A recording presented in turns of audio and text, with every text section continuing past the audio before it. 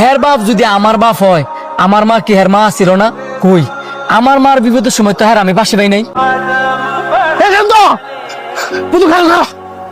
কি হইছে? এমনি দৌড়ে আইছিস কে লিগা?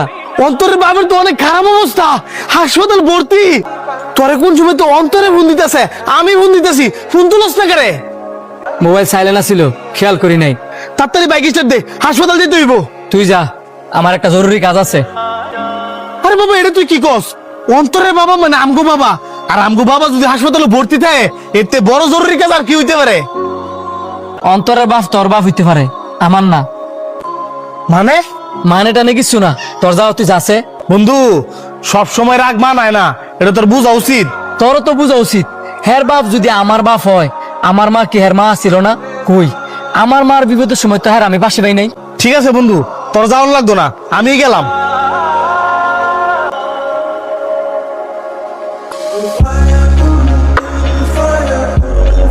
আঙ্কেল কই? আবার তো ওটিতে লেগেছে। কই তাতে টিয়াটা দে।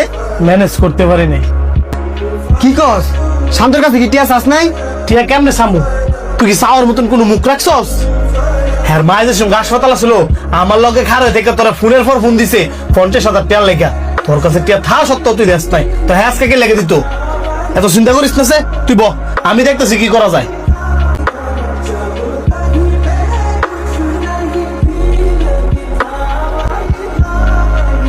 কিরে বন্ধু, টিয়া কি ম্যানেজ হয়েছে?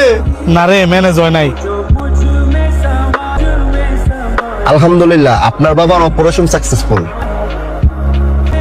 এতগুলো টাকা দিছে কে? তুই তাহলে অবশেষে আইসস? তুই পেমেন্ট হইতে পারস, আমি না।